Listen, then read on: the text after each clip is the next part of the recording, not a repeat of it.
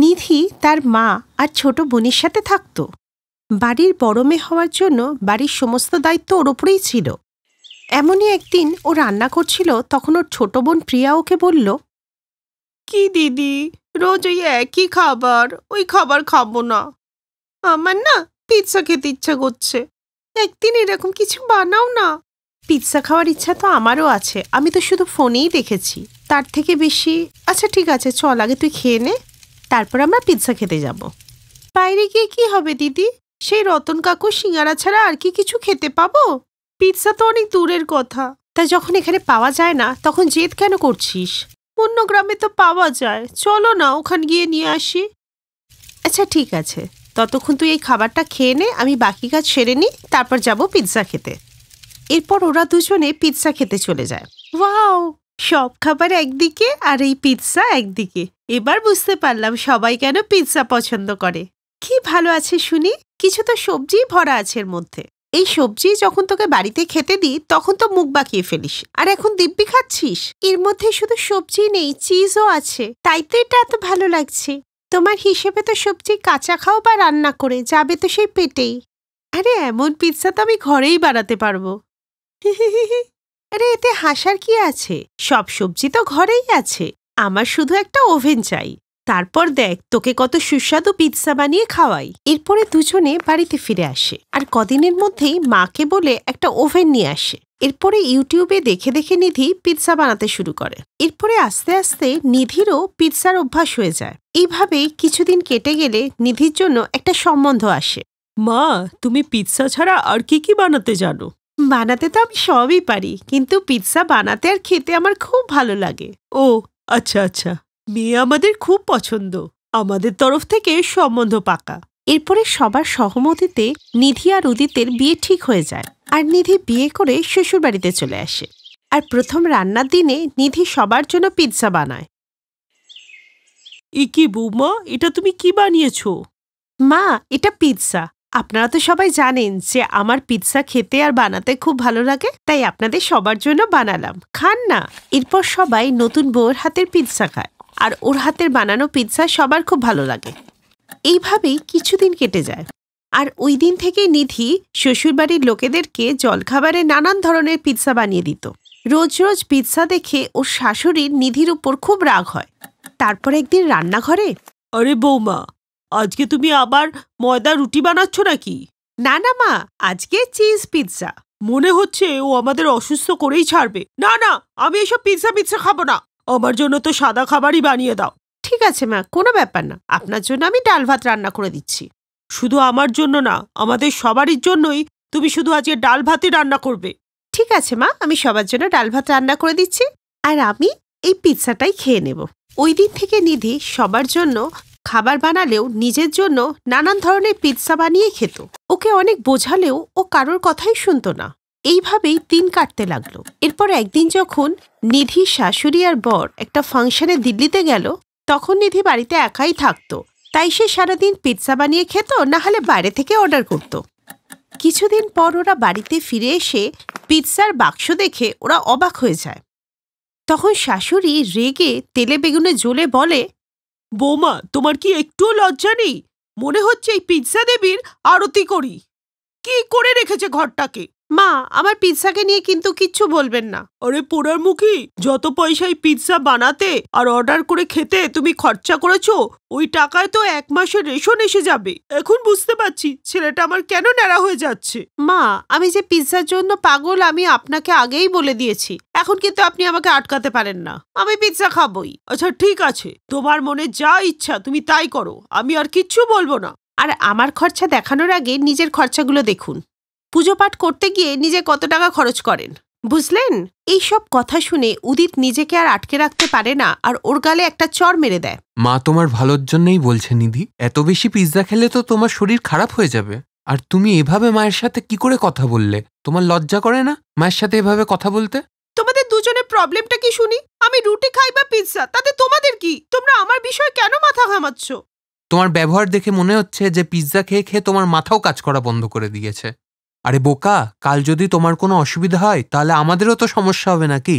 শোনো, আমাকে নিয়ে ভাবতে হবে না, আমার খেয়াল আমি নিজেই রাখতে পারবো। এইভাবে অনেক দিন কেটে গেল আর নিধি তার পিৎজা বানানো আর খাওয়ার অভ্যাসটা একই রেখে দিল। তারপর একদিন ওর খুব শরীর খারাপ করে আর ও পেট ধরে কাঁদতে শুরু করে। এরপর উদিত আর গায়ত্রী ওকে হসপিটালে নিয়ে যায় আর সেখানে ডাক্তারবাবু চেক আপ করে বলেন, দেখুন, প্রয়োজনের অধিক ময়দা খাওয়ার জন্যে ওনার আজ এই অবস্থা হয়েছে। ওই ময়দা ওনার পেটে জমে গেছে, তাই ওনার অবস্থা খুব খারাপ হয়ে গেছে। ওনার শরীরে অনেক ব্লকেজ হয়ে গেছে, তাই ওনার অপারেশন করতে হবে। কিন্তু তাও আমরা নিশ্চিত হয়ে বলতে পারছি না যে উনি বাঁচবেন কিনা। আপনারা চাইলে অপারেশনের আগে ওনার সাথে দেখা করতে পারেন। এরপর গায়ত্রী দেবী আর উদিত ওর সাথে দেখা করতে গেলে দেখে যে ও যন্ত্রণায় কাঁদছে। মা, আমার পেটে খুব ব্যথা করছে, আমায় ক্ষমা করে দিন মা, আমি আপনার কথা শুনিনি। মা, আমি মনে হয় বেশি দিন বাঁচবো না। তুমি পাগল হয়ে গেছো নাকি? তুমি চিন্তা করো না, তোমার কিছু হবে না। এই বলে নিধি কাঁদতেই থাকে। এর কিছুক্ষণ পর ডাক্তারবাবুরা এসে ওকে অপারেশন করে আর ও সম্পূর্ণ সুস্থ হয়ে যায়। ওই দিনের পর থেকে ও সারা জীবনের মতো পিৎজা বানানো আর খাওয়া দুটোই ছেড়ে দেয়। আর যদিও বা ওর খেতে ইচ্ছা করে, বছরে 1-2বার ও খায়। তাই বলে যে কোনো জিনিসই অতিরিক্ত শরীরের জন্য ক্ষতিকারক।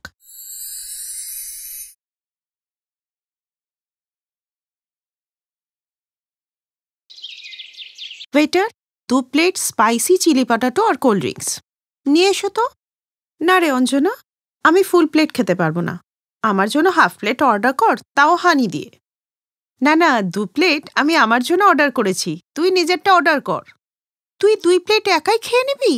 তা নয় তো কি, তুই জানিস তো আমার চিলি পটাটো কত পছন্দ। হ্যাঁ হ্যাঁ জানি রে, আর এও জানি কালকে তুই ব্রেকফাস্ট আর লাঞ্চে 2বারই চিলি পটাটো খেয়েছিস।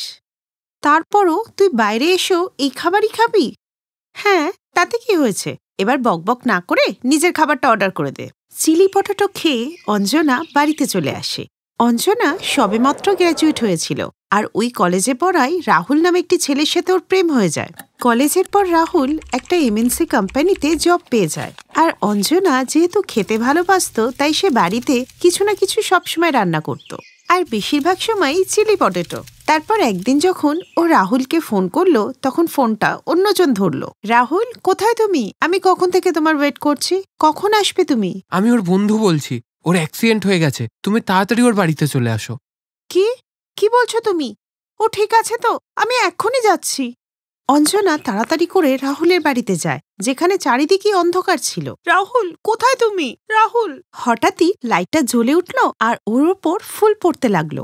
অঞ্জনা দেখলো যে পুরো ঘরটা সাজানো আর ওর সামনে একটা বড় কেক রাখা আছে। হ্যাপি বার্থডে সোনা, সারপ্রাইজটা কেমন লাগলো? তুমি পাগল আছো নাকি রাহুল? আমার তো জীবনই বেরিয়ে যাচ্ছিল, মনে হচ্ছে না এই লাঠি দিয়ে তোমাকে খুব পেটাই করি। তখনই রাহুলের মা আর বোনও ওখানে চলে আসে। তুমি ঠিক বলেছো মা, এই নাও ডান্ডা আর ওকে খুব পেটাও, বদমাস। আন্টি, আপনি? আন্টি নয়, মা বলার অভ্যাস করো। খুব তাড়াতাড়ি আমরা তোমার বাড়িতে যাচ্ছি সম্বন্ধ নিয়ে। এই শুনে অঞ্জনা একটু লজ্জা পেয়ে যায় আর তারপরও কেক কাটে। আর এর কিছুদিন পরে দুজনের পরিবার দেখা করে ওদের বিয়েটা পাকা করে নেয়। এর কিছুদিন পরেই ওদের বিয়ে হয়ে যায় আর অঞ্জনা নিজের শ্বশুরবাড়ি চলে আসে। আর এরপর লতা দেবী ওদেরকে বরণ করে নেয়। বৌমা, তুমি তো খুব ক্লান্ত হয়ে গেছো, আজকে আরাম করে নাও, কারণ কাল যে তোমার এই বাড়িতে প্রথম রান্না। হ্যাঁ মা। পরের দিন সকালে অঞ্জনা তাড়াতাড়ি উঠে স্নান করে রেডি হয়ে নিল। তখনই শাশুড়ি এসে বলল, মা, আমি প্রথম রান্নাঘরে কি বানাবো?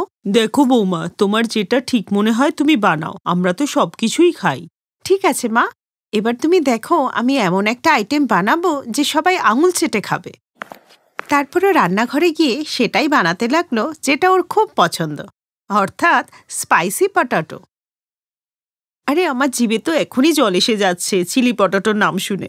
এমনিতেই 4-5 দিন বিয়ের জন্য মা আমাকে খেতে দেয়নি, বলেছিল যে ঝাল খেলে সমস্যা হতে পারে, কিন্তু এখন তো শাশুড়ি মার পারমিশন পেয়ে গেছি, আর কোনো টেনশন নেই। এরপর অঞ্জনা তাড়াতাড়ি কড়াইয়ের তেল ঢালে আর আলু কেটে ফ্রাই করে নেয়, আর ওতে অনেকগুলো লঙ্কা মিশিয়ে গরম গরম চিলি পটাটো বানিয়ে ফেলে। এবার সবাই আমার বানানো চিলি পটাটো খাবে আর আঙুল চাটবে।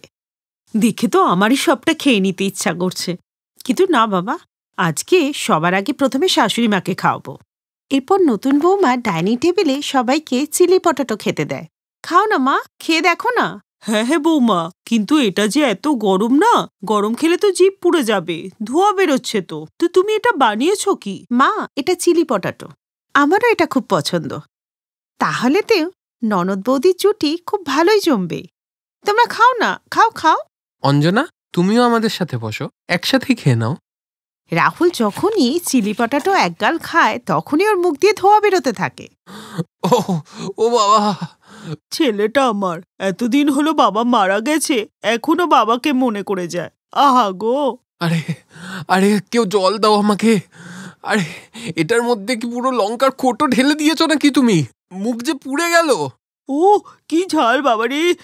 বৌমা, তুমি এসেই কি আমাদের সবারই পায়েস ধরিয়ে দেবে? বৌদি, তুমি একদিনে যা লঙ্কা খাওয়ালে না, আমি ছোট থেকে আজ অব্দি এত ঝাল খাইনি। কিন্তু সবাই অঞ্জনাকে দেখে অবাক হয়ে যায় যে ও কিভাবে এত ঝাল চিলি পটাটো খাচ্ছে। আরে তোমরাও সব কি, চিলি পটাটোতে যদি চিলি না থাকে তাহলে ওর নাম চিলি পটাটো হবে কেন? বৌদি, এমনিতে তো খেতে ভালোই হয়েছে, কিন্তু ঝালটা একটু বেশি। হ্যাঁ বৌমা, খেতে তো আমারও ভালো লেগেছে। এত ঝাল আমি খেতে পারবো না, আমি বাইরের থেকেই কিছু অর্ডার করে নিচ্ছি। হ্যাঁ, আমার জন্য করে দে বাবা। ঠিক আছে, তাহলে তোমরা যখন এগুলো খাবে না, তাহলে আমি সব খেয়ে নি। এই বলে অঞ্জনা খুব মজা নিয়ে খেতে লাগলো। আর পরের দিন থেকে সে কম ঝাল দিয়ে রোজই চিলি পটাটো বানাতে লাগলো। আর রোজ রোজ এসব খেয়ে রাহুল তো বিরক্ত হয়ে গিয়েছিল।